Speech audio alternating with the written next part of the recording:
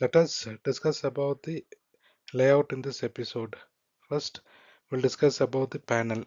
Panel is derived from framework element. Framework element is derived from UI element. So UI element is the base class for panel.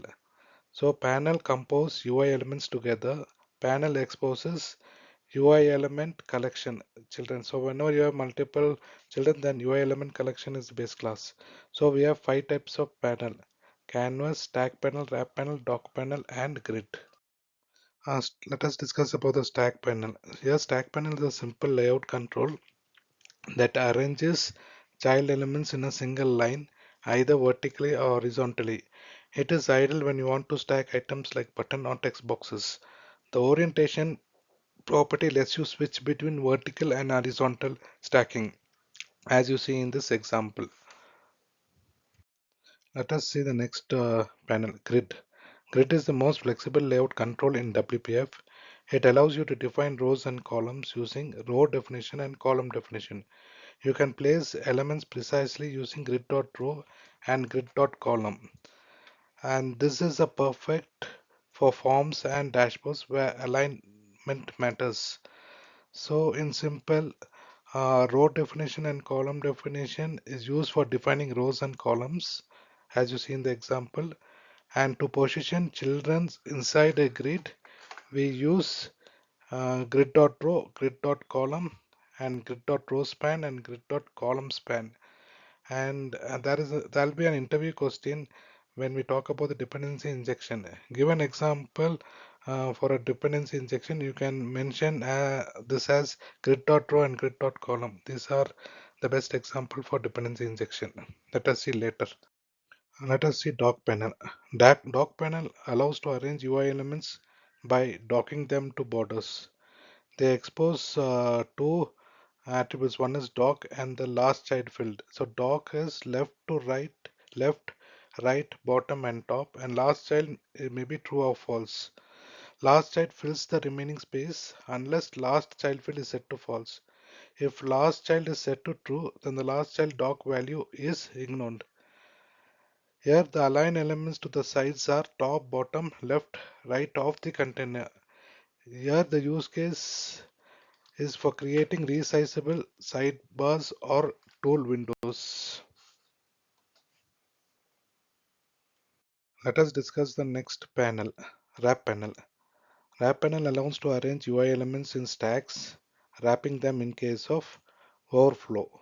It is great for dynamic content like image gallery or tag clouds. You can set the orientation horizontal or vertical. By default, it is horizontal. And item and width tells about the uniform sizes. A vertical wrap panel adds a column when children overflow panel height. Horizontal wrap panel adds a row when the children overflow panels with width. Use case displacing images that wrap to the next line when the space run out. Let us discuss about the margin. Margin defines the space outside an element. It is used to create spacing between elements. In simple, mm, margin type is a special type for thickness. This property specifies how much space should be between the outer borders of the element itself and neighbors. So for the base class for margin is framework element. Internally it uses double dot nan. We have other properties like width, height, minimum width, and minimum height. They are exposed by the framework element. As discussed, margin, let us discuss padding.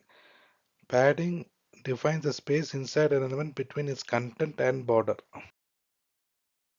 Let us discuss about alignment. The alignment controls here is positioned within this parent, horizontal element and vertical element, and these can be set to values like left, right, center, or stretch, as you see in the example. And I'd like to end this session by explaining about the UI core types. We have three types of UI core types. One is the UI element, the other one is the framework element and the panel. The UI element is a base class for every element which is able to be displayed. And UL element exposes two methods, measure and arrange methods. And the other one is a framework element. This class exposes the API of sizing and positioning. So the framework element exposes height, width, horizontal alignment, vertical alignment. And the final one is the panels, as we've seen in the previous slides. And yeah, let us see the other episode 5 in the coming session. Don't forget to like, subscribe, and comment your questions below. Thank you.